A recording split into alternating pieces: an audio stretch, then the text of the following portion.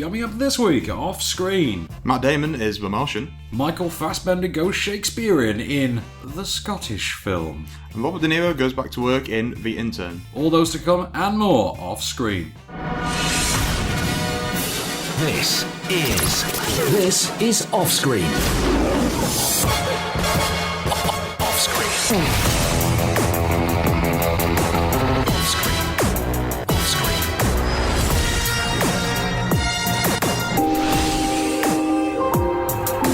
With the latest film news and reviews, this is Off-Screen, the on-screen radio show.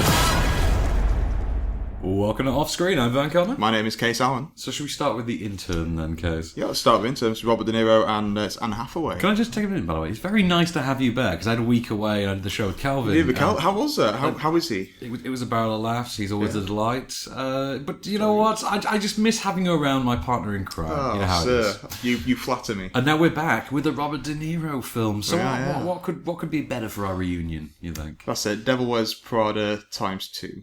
I think Exactly. is what this film is. And that's the weird thing. There is a lot of overlap with The Devil Wears Prada in this one. So this is written and directed by Nancy Meyers. Is it Meyers? I would say Meyers. I would say Meyers.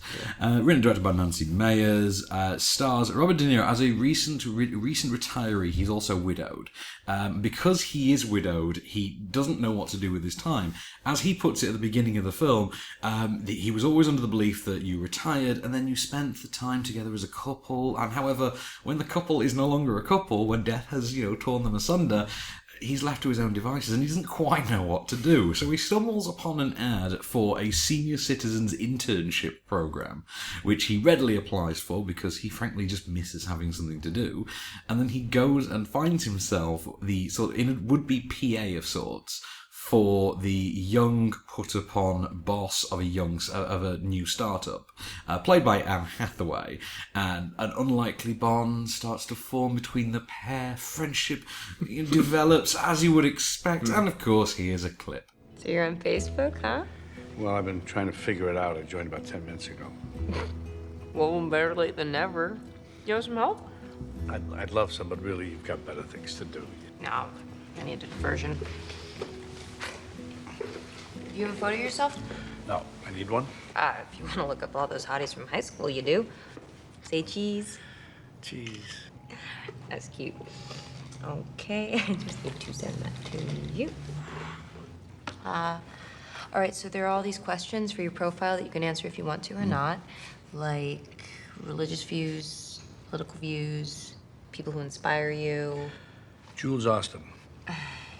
I'm not trying to brown nose you, but I've been in business a long time, and I've never run across anyone quite like you. You do inspire, Jules. I just knew at the end of the day that a woman with a glass of wine and a laptop had real shopping potential. Do you have a favorite quote? I do. You're never wrong to do the right thing. Who said that, you? Yeah, but I'm pretty sure Mark Twain said it first. So Robert De Niro, Anne Hathaway, The Intern. Do you have any thoughts on this one going in? Were you expecting a lot from this, do you think? Well, I haven't seen this one, but I've seen, I think, all of Nancy Meyers' other films. Do you know, it's funny? It's weird. When you laid it down for me, I can never remember which ones are hers. When Harry Met Sally's hers, isn't it? No. I always get her and Rob Reiner confused. Her, Rob Reiner, and Gary Marshall confused. Rob Reiner did When Harry Met Sally. Yes, but that's Nancy the one. Meyers did Something's Gotta Give, which is Diane Keaton, Jack Nicholson. And more impressively, What Women Want. Oh, of course, yeah. Remember when Mel Gibson I was a do. movie star? Yeah. Oh. Those were the good old days.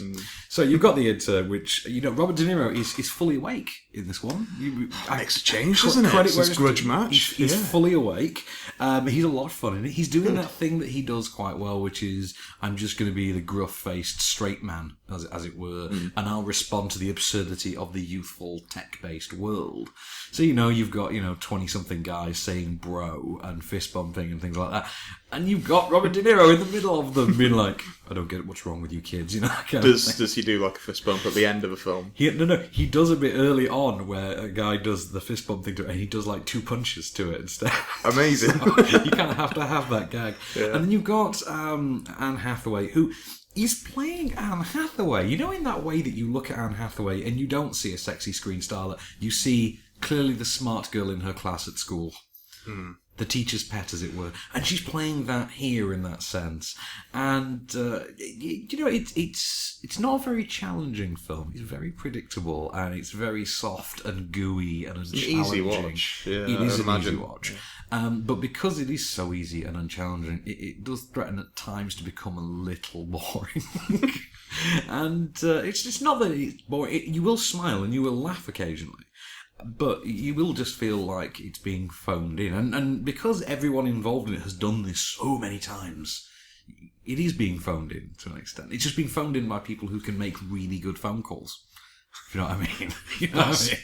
Yeah, I think that perfectly sums it up. That's the best way to describe it. Yeah. Like I say, you'll laugh. And there are moments where they give you these little fleeting glimpses of, something slightly more profound. Like there is a moment, and it's a trailer moment, in which Anne Hathaway talks about how men have gone in a single generation from being A to B. Yeah, and you think, I remember that. And that goes on a little bit longer in the film, but not long enough that you would... He says we used to have gentlemen like Clark Gable and those kind, yeah. And Harrison Ford. Men were men. This, yeah. And there is a great moment in which she says, how is it that women evolved from, being housewives effectively to being career women in a single generation, and yet men have sort of fallen by the wayside in that regard. Like, okay, yeah, there's something really interesting to say there. However, that's all that gets said on it.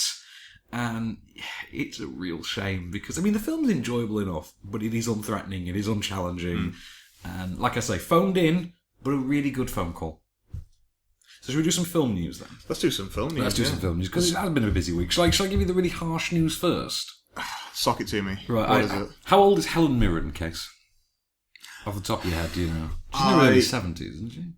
Oh, I was going to say late 60s. Late 60s or 70s? She doesn't look it. Anyway. Well, Helen Mirren has... Dame Helen Mirren, sorry, we'll give her a proper title, has announced that in her twilight years, she has now retired from screen nudity. To use her quote, to use her exact quote, she is retiring the girls. And to use another quote, her pleasure pillows are now only for her husband. So yeah. That is both the best and saddest news. It is, in a way. Like, yeah. You're kind of glad because, in one sense, it is. It's a 70-year-old lady. Yeah, a 70-year-old woman is she's earned the right, I think, to, put the twins away, so to speak. No. But you said, this woman pioneered screen nudity. She really. did. When was the first? Was it 69? It was something like that, and then I think... No, Age of Consent was the first. Yeah, first but she's been quite prolific. She has. Some of the most iconic screen nudities. The cook, the wife, and his lover. Yes, that's the one. Yeah. And of course Caligula, because that came up in the announcement as well. Because she said when we did Caligula, it was we're being shocking. She goes, now you see that at 8:00 at night on Game of Thrones. And it's hard not to agree. But she's kind of pioneered it. So. She has. Good for her. She's paved the way for Lena Headey, or Lena Headey's stunt lady. She is taking over a little bit, isn't she, Lena Headey? So, speaking of Game of Thrones as well, George R.R. Martin, everyone's favourite taxi driver hat wearing.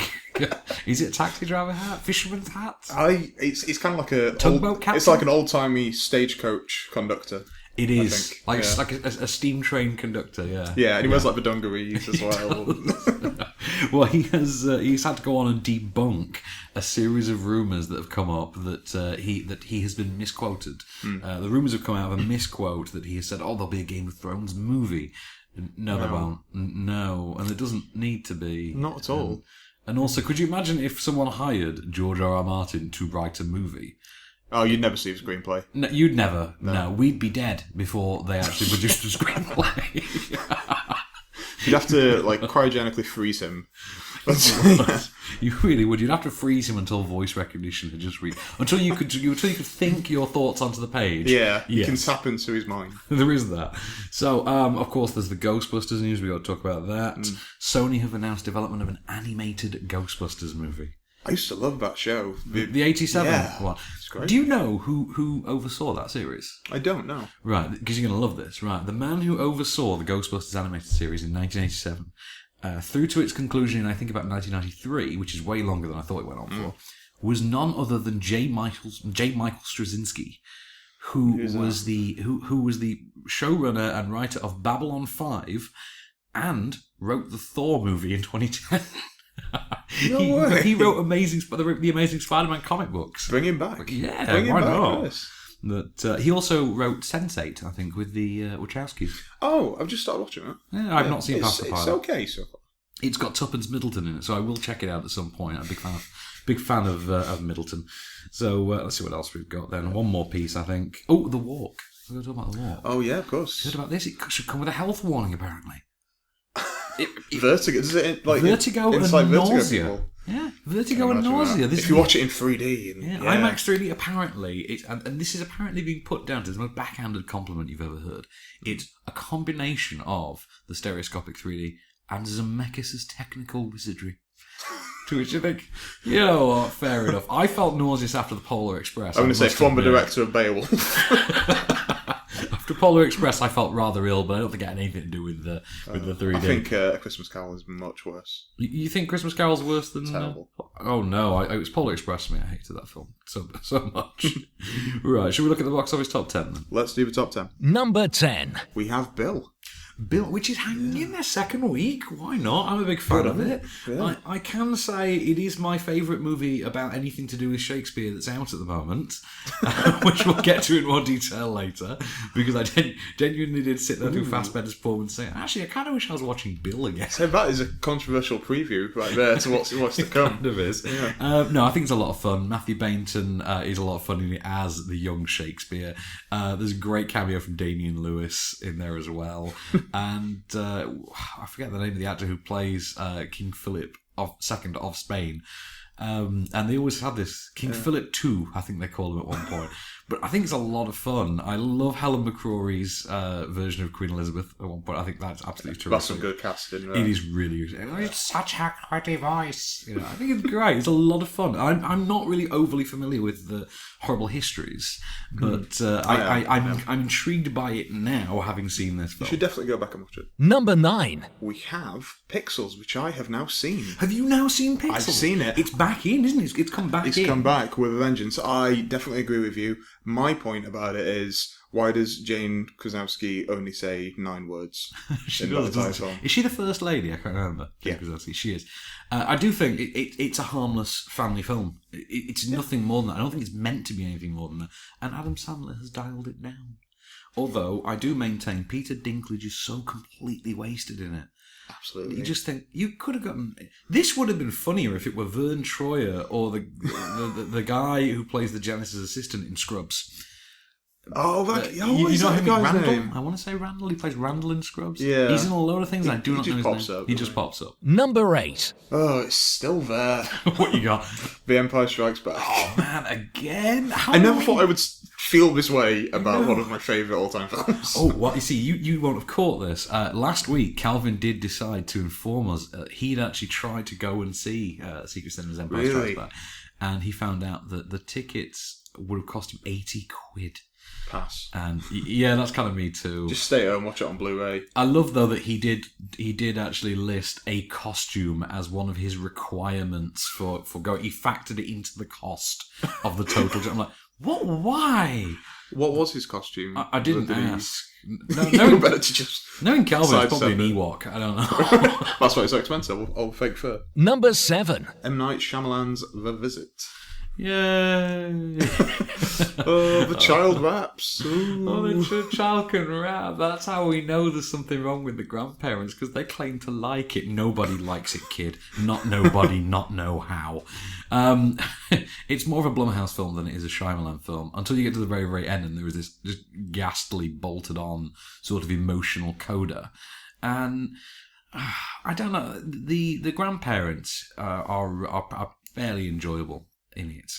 It's the grandkids who are just awful, and the writing is so bad. The sort of it relies too heavily on jump scares to the extent that you're like, is this Shyamalan really? Yeah, has he written it as well?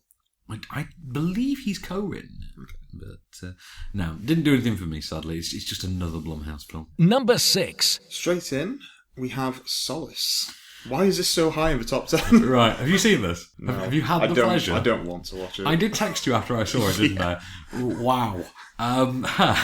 Where to begin with Solace? It is awful.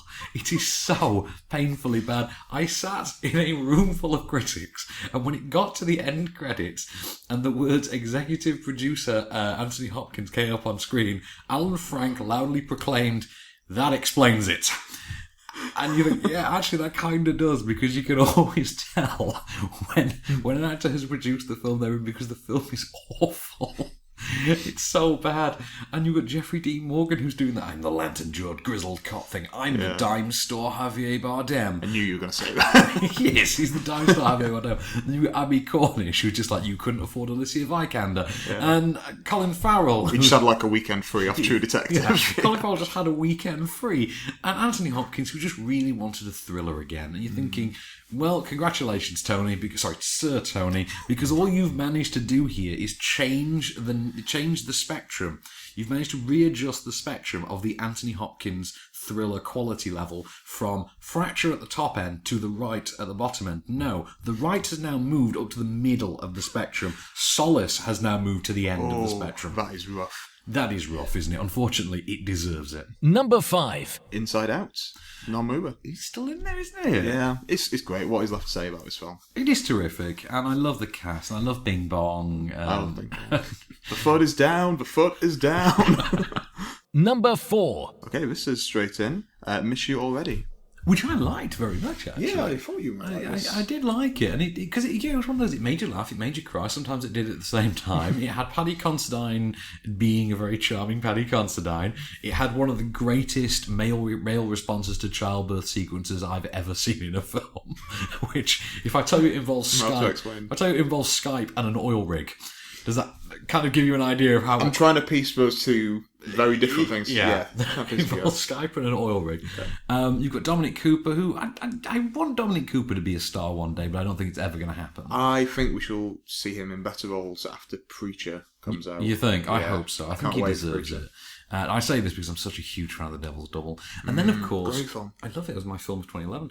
And then, of course, you've got the central duo whose on-screen chemistry is brilliant. And they play the dialogue really with the snappy banter really, really well. And you actually do believe them wholeheartedly. Like, there had to be a friendship off-screen because it's just such a good relationship. Number 3. Maze Runner, The Scorch Trials / Divergent / Beautiful Creatures / City of Bones. Well, the only thing that scorched was my ass after having sat on it for such a long period of time. It went on and on and on. And then they walked to this place, and then there was a zombie, and then they walked to this place, and then there was a drug, and then they walked to this place, and there was a mountain with some people, and then they walked to another place, and Patricia Clarkson turned up, and then they walked to... You're describing it like a really, really boring Walking Dead meets Lord of the Rings crossover. It kind of has. Walking in zombies. It kind of has that effect. And it does. There are moments where you do feel like, if anything, it's more World War Z. When in terms of zombies, it's more like World War Z. Okay. That's the thing to compare it to with the zombie side of it. But then, of course, you've got the Divergent side of it as well, where I'm just so bored of it because I swear to God, for the first 20 minutes, I couldn't tell. Hang on, which mythology is this?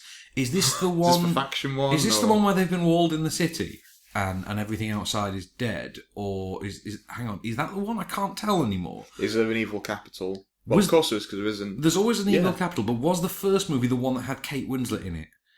Or was it, oh no, that's Patricia Clarkson. It's hard to tell because they're both blonde middle-aged women. And because that's apparently how a dystopia is run. Yeah. You get a blonde middle-aged woman, you stick her in charge, and then she's evil, and then a bunch of teens do the thing, yeah. Right, and that conversation we just had, if you had it for 2 and a bit hours, would genuinely be more interesting than watching The Maze Runner Scorch Trials. Number 2. Sadly, I still haven't seen this. Legend.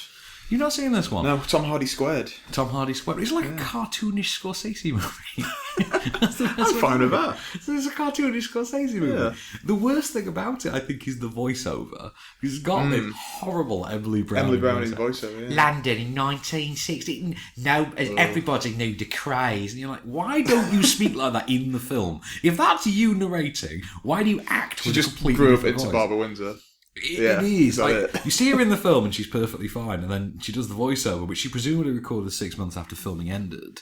And you're like, why are you putting on this god-awful carry-on voice?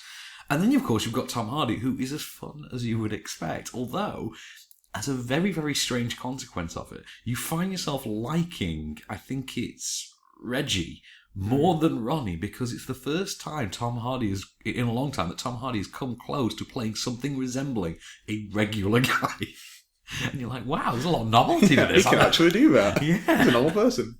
Because even if you look at something like This Means War, he was still a super spy. Yeah. But I need to watch that again purely for the paintball No, sequence. no, you don't, because I it's love a that McG paintball film. sequence. Oh, but it's a McG film. Don't lower yourself. You say that. I want to watch the first Charlie's Angels movie again because of that whole news last week about I'll Elizabeth just wait. Banks. Yeah, I'll just wait until the Elizabeth Banks reboots. Yeah, fair enough. Number 1. And our number 1 is film Everest. Have you seen this one yet? No, still not. You still not? I'm going to try and watch it in big eye-popping IMAX. You're going to try and watch it in eye-popping IMAX 3D. Well, Yeah. we live in Sheffield, so you've got about a month to wait. So. Yeah. Well, we'll be having the walk, won't they? So- Oh, yeah, they will. Yeah. Yes. Well, there's no IMAX screen in Sheffield for the next month, so we've got that to look forward to. Oh, yeah. Yeah, it's being refitted. Never mind. I wanted to see The Martian in it, and I was denied this because of damn workmen. Yeah. But anyway, so Everest, which Everest. visually terrific. They filmed a mountain and some weather really, really well. Good for them. Credit to them. But character-wise... Character-wise, thinly written archetypes, a lot of wasted actors, particularly the likes of, for instance, the female cast are woefully sort of cast aside. Look at Keira Knightley and Robin Wright. But Robin Wright, you start thinking it's like House of Cards never happened. She gets nothing to do. She gets about 2 minutes towards the end of the film where she has something to do. And even then, she literally phones that in. And I do mean on the phone. And Easy paycheck, though, isn't it? easy paycheck. And you kind of know, where you're going to stand with it going in. You know Josh Brolin's going to be playing this character. You know Yeah. Jason Clarke's the going to be... archetypes, You yeah. know the archetypes. And the actors are cast according to those archetypes. So there's not really much of a stretch as far as that goes. And then, of course, there's the story, which... It's an interesting enough story, but it takes far, far too long to get to the damn point. I mean, it's a 2-hour film. It's an hour and 15 I just before. want to see an avalanche. I want to see some disasters. Hour 15. You have to put up with an hour 15 of just nonsensical character stuff. In the meanwhile, I don't care about some guy who's local school kids paid to send to the mountain. Is that the Jonathan Hawkes character? That is in fact, yeah. You see, not even seen it, and I just... And you knew it. I knew it was John Of course you do, because that's who that character... Yeah, that's exactly the character you would give him. But you know what? It's not that it's a bad film, and I think I will eventually watch it again. It's the kind of film I would show my parents on a Sunday afternoon, and I'd get them the 3D Blu-ray, and they'd think it was amazing. But I'd be sat there in the back of my mind thinking, I'm watching this again. bit overlong. Should we have some more film news then before the break? Yeah, let's do a couple more bits of film news. Oh, you said there was something about Thor Ragnarok, wasn't there? Yeah, okay, so... Go on, lay it on me. Okay, this is crazy news. Is this cray-cray? It is cray-cray. So, you're familiar with What We Do in the Shadows? Very much so. I was a very big fan of it. Great film, vampire comedy, amazing. Vampire mockumentary, wasn't it? Vampire Yeah. mockumentary, yeah. The director of that has been tapped to do Thor Ragnarok. right. Taika Waititi is his name. He is Taika Yeah, Waititi. I was isn't it? practicing that. Was it, I don't know, when I first encountered the film, I thought it was Taika Waititi. But Taika Waititi.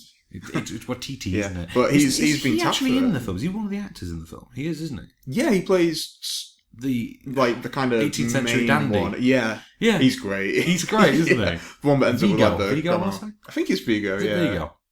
The 18th century dandy. Yeah, but this is kind of like classic Marvel now. Find like an up and comer or somebody who's having like successful like small indies and making them work for them, which is Funny interesting. you say that, because that nicely segues into the next bit of news, which is Lay it on me. there was a report this week which has shed some light on something of a recent Hollywood mystery, specifically involving Rupert Wyatt.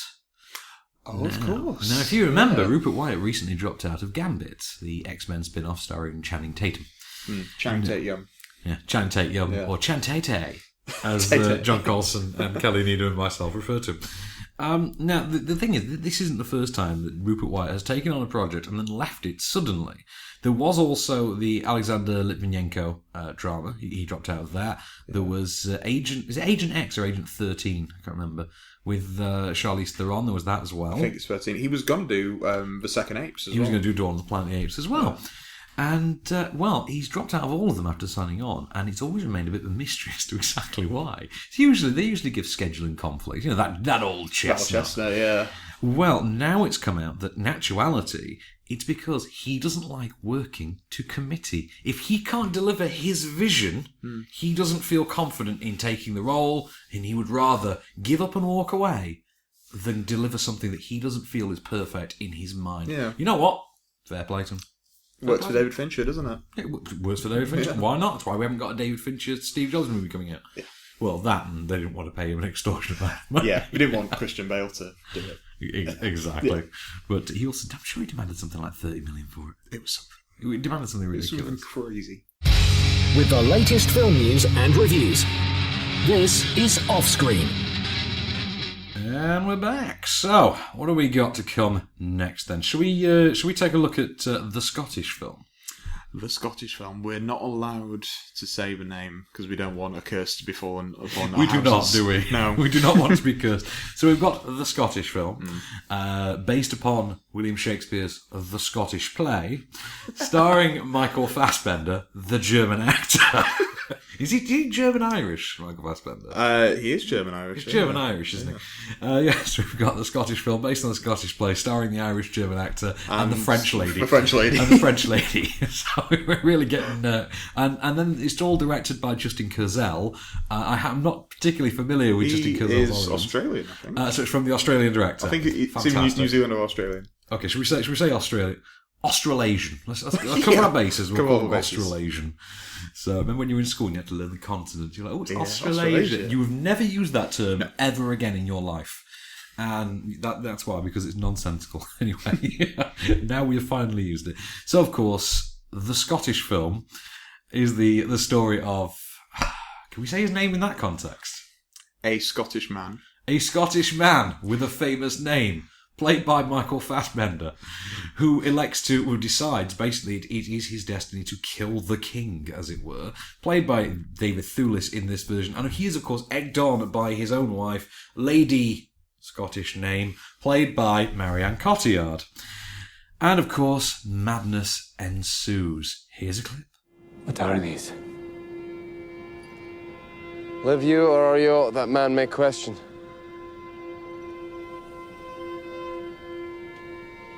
Speak if you can, what are you? MacBeth, hail to thee, Thane of Clams. MacBeth, hail to thee, Thane of Cawdor. Oh, hail Macbeth, that shall be king hereafter. Don't you love a bit of Shakespeare in the morning, Kase? I certainly do, and the Scottish play is my favourite. Is it really? Yeah. Thank God. I'm so glad you said that because it makes this review just a little bit easier. Yeah. Right. You've seen the film. You saw the film last night, didn't you? No. No, you didn't. Sadly not, but I've seen other versions. You've seen of other this, versions? yeah. Oh, so I thought you were going last night to see this. That was a plan. That was the plan. Fell through. That's fair enough. Yeah. Plans fall through all the time. Right. So my thing with this film, right? It looks beautiful. It is shot so beautifully. It toes the line between. I'm trying to think how nicely to put it. It toes the line between a Lumineers video and a Rammstein video, if you can imagine such a thing. I would love to hear a mashup. Can you imagine what? Can you picture what I'm There'd be like banjos and mandolins, and then Till Lindemer with a flamethrower would come in. It's got that slow-mo 4K style battle sequence aesthetic, and then at the same time, it's got the soft focus HD shaky cam with some lens flare in the background, kind of an aesthetic. And then other times it's quite grandly painted. It's framed as if it's a classical painting.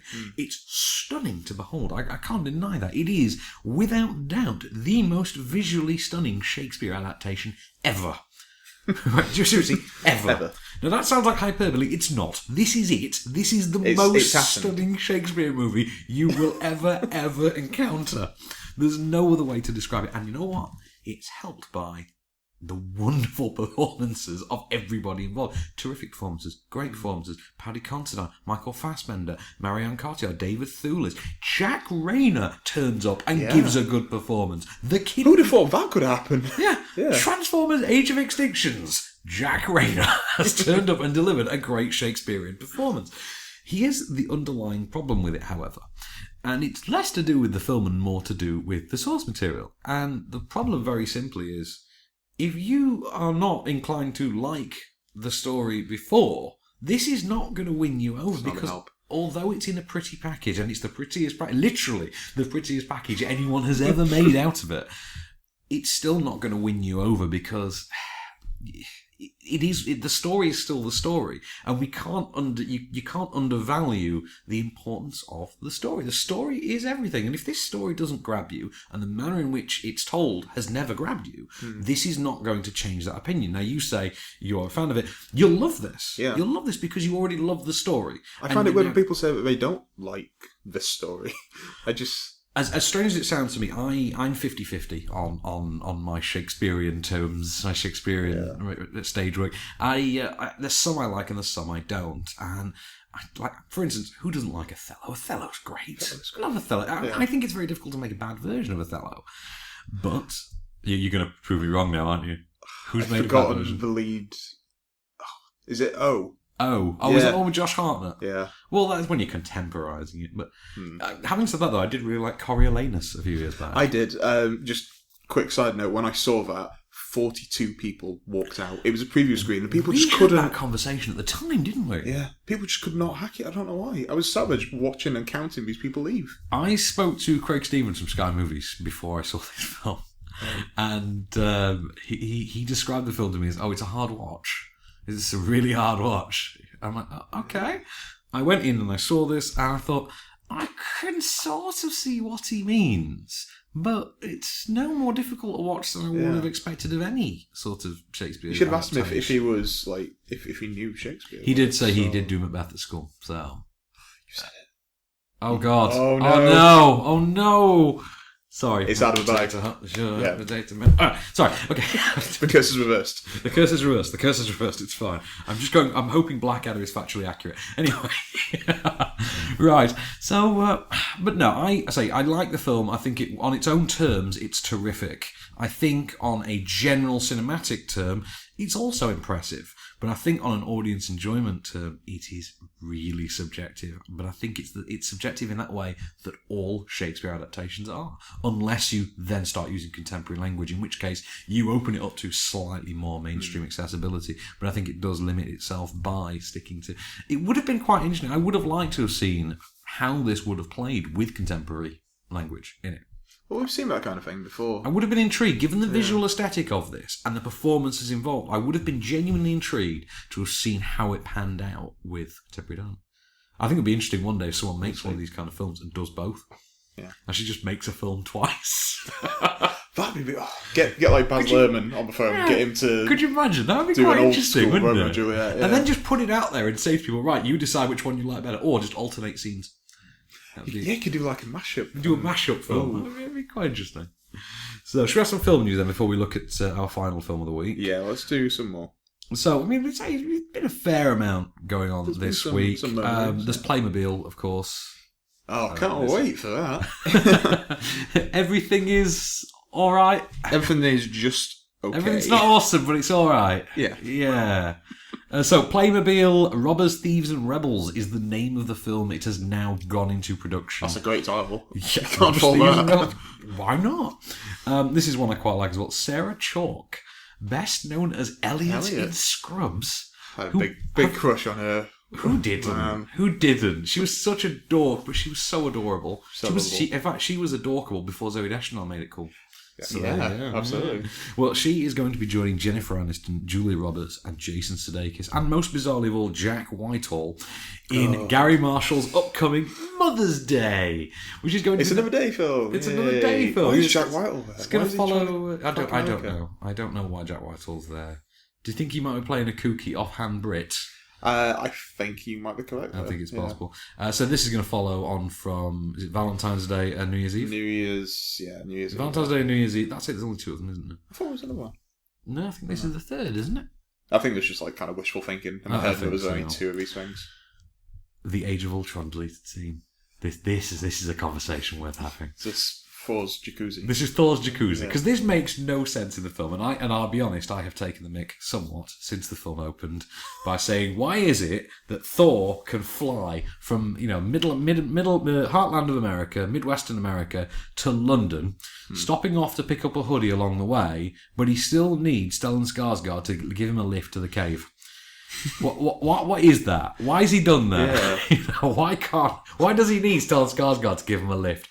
And congestion charge for putting in money together. It's quite possible. Right, there is a deleted scene on the Age of Ultron DVD that now apparently explains this, and it is explained by the line, "If the water spirits accept me," which gave Calvin such cause to flip out, if you remember. Apparently, the water spirits possess Thor in the deleted scene and relay information through him, which of course he delivers to Stellan Skarsgård, thus explaining Stellan Skarsgård having another purpose besides merely giving Chris Hemsworth a lift to the cave. There we are. The question is finally answered. I knew it's been keeping everybody awake at night. That's it. We all know. It really has.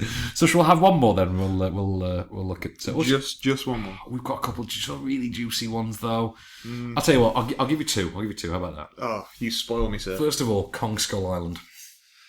Is this a casting? This is a casting thing. This is like double brilliance for you. Oh no, I do know. So yeah, I know. Kong Skull Island has now added to its ranks John Goodman and Thomas Mann. Yes. So, John Goodman, perhaps best known as that sitcom actor from Roseanne. And could you imagine if that was the case? It's like saying William Shatner's best known for Boston Legal. Hey, he is amazing in Roseanne, but all the supporting turns that man has done. Incredible. And of course, Thomas Mann, who's I think one to watch after Me and the Dying Girl. I think he's like we said at the time, he is one to watch.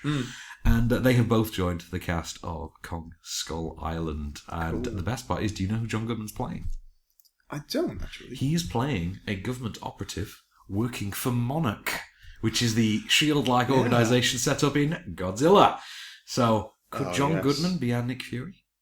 Oh, that'd be good, yeah. Wouldn't that be interesting? Sign him up for multi-film Or will he turn up in Godzilla 2 in aged makeup if the 1970s Kong rumours are true? I would see a fight between Roseanne's husband, Godzilla and King Kong. I would love to see that. Dan, that's his name. Dan. Dan. It is Dan. Okay, so one final piece because this can't be left anymore. Vin Diesel has taken to Facebook to reveal that Fast 8 is in fact the start of a final trilogy of Fast and Furious movies, meaning that by the time this series is done... One last ride, and then one more, and then another one again. One last trilogy of rides. There will be 10 Fast and Furious movies by the time we're done. We are going to have a conversation when we say, and coming up next, we have Furious 10. We're going to have that conversation. We are going to have that conversation. Dear God. Fast Furious X, do you think? Yeah. Have you heard the... X Fast, X Furious. We've done it. We've cracked the code. Get on the phone to Universal right now. Okay. Yeah. Right, so one last review then for the week. One last. I love this film. So did I. I love this film. So Ridley Scott is back. He is back with an adaptation of Andy Weir's The Martian, written by Drew Goddard for the screen, and boy does it show, starring Matt Damon. The story is the Ares 3 mission is stationed on Mars when a severe weather front hits. Evacuating in a flurry of chaos, one member of the team, astronaut Mark Watney, is struck by debris and seemingly killed. When the rest of the crew take off into space, Watney, however, discovers he is in fact not dead, which would seem like cause for celebration were it not for the rather small fact that he's been stabbed through the abdomen and left on his own on Mars with enough food to last him, is it 30 days? Or 30 sols. 30 sols, because they're called sols, yeah. Which is a sol a day, isn't it? Sol. Roundabout. Yeah, to last him 30 days. It's going to take NASA 4 years. When they find out he's alive, it will take them 4 years to get there. So he's going to have to survive somehow. And he is, in fact, the last man, not on Earth, but on Mars. Here's a clip. No. If Watney is really alive, we don't want the Ares 3 crew to know. How can you not tell them? They have another 10 months on their trip home. I'm I'm sorry, but you have not thought this through. I mean, what are we going to say? He's 50 million miles away from home. He thinks he's totally alone. He thinks we gave up on him. I mean, what does that do to a man psychologically? What the hell is he thinking right now? I'm definitely gonna die up here if I have to listen to any more god-awful disco music. My God, Commander Lewis, couldn't you have packed anything from this century? So The Martian, take it away, Case. I never thought that a film where somebody grows potatoes on Mars could be so enjoyable. Seriously, this actually generates tension out of the growing of potatoes.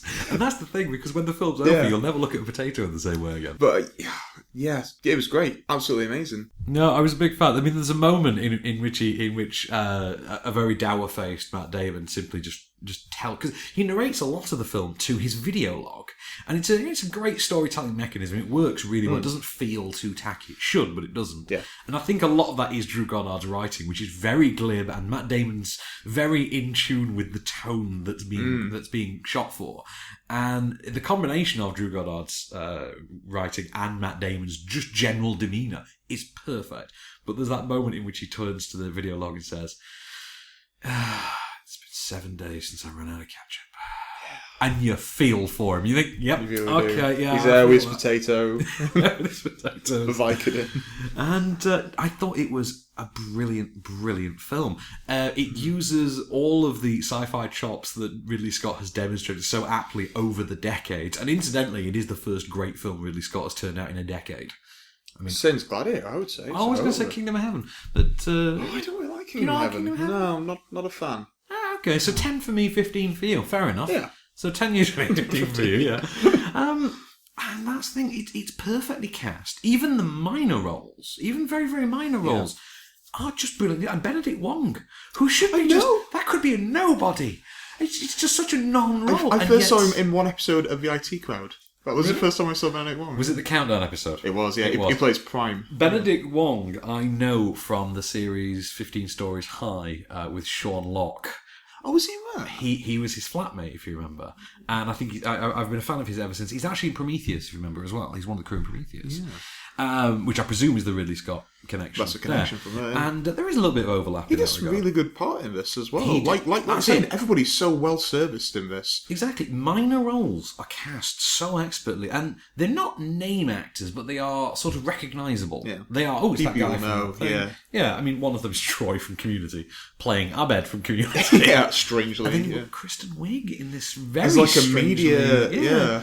But what I really liked as well, and I don't think gets quite enough credit, is Jeff Daniels as the head of NASA, who's in. I'm loving Jeff Daniels' post newsroom performance now, because he seems to have tapped into a new style of performance in the newsroom that he's carrying through to everything. It seems to be the case in Steve Jobs. I've not seen it yet, and it's definitely the case here where he has this performance from the newsroom, which he's relaying through now, and it works. This sort of sage yet cynical sort of demeanour. Yeah, at the start of the film, you don't really know how to take him, really. I thought he was... I don't know. Like, I thought it was going to be some kind of subplot where he doesn't like Mark Watney. I thought something comes like out. That, yeah. But of course, we have to talk about Matt Damon. We have to. Yeah. How good is he in this? He's so good. This might be my favourite Matt Damon. I think it's mine. It's definitely mine. It's up there. It's his humour. I mean, because a lot of the film is literally... It's an all-by-myself performance. It is Matt Damon on screen on his own. It is a one-hander. Talking to a camera. One hand, yeah. And there's just a moment in which he's just driving along with a plutonium rig sat behind him, listening to disco music, and it's just delightful. The soundtrack.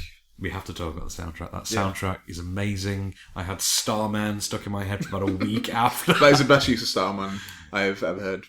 It is really good. But I say, between Scott's helming, Goddard's screenplay, Matt Damon's performance, and the performance of everyone else in there, I mean, the likes of Michael Pena, Jessica Chastain, Sebastian Stan, Axel Henny, Sean Guy from Bean. Headhunters, Sean Bean. Sean Bean did plays... anybody know Sean Bean was in this? He plays a character called Mitch Henderson, which is a great space name. It is, isn't incredible. it? Yeah. But did anybody know Sean Bean was in this film before they saw it? That's what I want to know. No.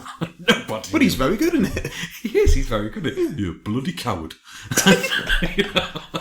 That was on point. I love Sean Bean because Sean Bean is, for me, the greatest attempt anyone has ever made at portraying a Yorkshireman in ancient Greece ever.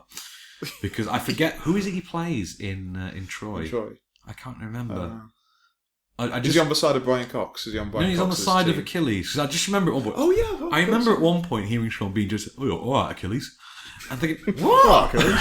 All right, Achilles." You know, it's just a great moment. But yeah, there is that great moment in this where it's like, "You're a bloody coward." Yeah. See what you can do, or two. But I'm never going to do that impression again. And Chiwetel Ejiofor, we got to mention Chiwetel Ejiofor. Yeah, he's very, very good in this. And Mackenzie Davis, whom I was a very big fan of, although I refuse to believe that anybody that attractive genuinely works at NASA. It can't happen. She's a bit of a fox. She is a bit of a fox, isn't she? In that way that clearly a sci-fi writer thinks people at NASA look. You know? Yeah. But no, it's brilliantly written. That third act has so much tension in it. The sort of attempt, the third act sort of rescue attempt sequence is fantastic. It will have you thinking, is he going to make it? Is he not? I don't know. I've not read the book. I don't know. In that end third act, that is when the real kind of emotional heft comes in with the crew. It really does. That's when you feel it. And there is a great sort of aspect to it because there's a moment that for me defines the film, and it's a moment in which they discover. NASA discover obviously that Matt Damon is alive. It's quite early on, and they say, "I wonder what's going through his mind. Like, what would that do to a person? What must he be thinking at this moment in time?"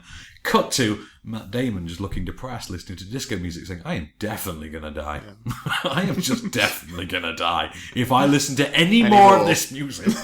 I will not turn the beat around. No, I will not go around." And I love it, and I want to see the film again and again and again. This is in my top 10 of the year. Yeah, straight off the bat. With a bullet. It's in there with a whole depressurizing bullet. It is straight in the top 10. But no, I'm definitely I'm giving it film of the week. Definitely straight in. For me, it's over the Scottish film. It's better than the Scottish film, I believe. And just for being Ridley Scott's best film in a decade or decade and a half, depending. For me, that's great. Yeah. So, what have we got next week then? We've got... we got Sicario next week, finally. Oh, looking forward to that. Yes, this is my first film on Monday morning. So, Sicario with Benicio and... Josh Brolin, Emily Blunt. We've got Red Army. Have you heard of this? I've not heard of it. This is a documentary about communist Russia's state-sanctioned ice hockey team. I can't wait for that. That's a premise. That's a good, yeah. And we have Judy Greer and Natasha Lyonne in Addicted to Fresno, which I just love that title. It's a good title. Suffragette, in which Carey Mulligan declares she can do anything a man can, except apparently smile. We've also got the documentary The Nightmare, from the maker of, God help us, Room 237. Oh, I hated that. I was so... Who thought I'd be so bored at watching a film about The Shining? No, I never thought I would either. And I actually had to pay money to see that one. As did I. Showroom? No, I watched it at a place in Bristol, and I remember paying £12 for an adult ticket. Ugh. Which makes it even more... I think it was horrible. £6 in my case, and it's the worst £6 I've ever spent. We have also got the Ethan Hawke, Emma Watson thriller, Regression. And last but by no means least, Joseph Gordon-Levitt goes for a walk. Don't look down. The walk. But remember, if you're going to see it, do take your Dramamine beforehand. So, don't forget to check out OnScreenFilm.com's competition section for all the chance to win all sorts of stuff. We've got Cooties DVDs launching Monday as well. That's a great film. It is a great film. We're going to put a review. We're going to have a review out for that on Monday as well, because you're only allowed to review it in a certain window. You see, they have to give you permission. We have to be told. Yeah. So we've got the Cooties review going up along with that competition on Monday. I will say, do enter, win the film, watch it, and fall in love with it the way that Kase and I have so deeply. So, this has been Candystore production for OnScreen. I've been Van Connor. My name is Kase Allen. And we'll be back next week. Just show me the way to get out of here, and I'll be on my way. You've been listening to OffScreen. For more news and reviews, visit OnScreenFilm.com.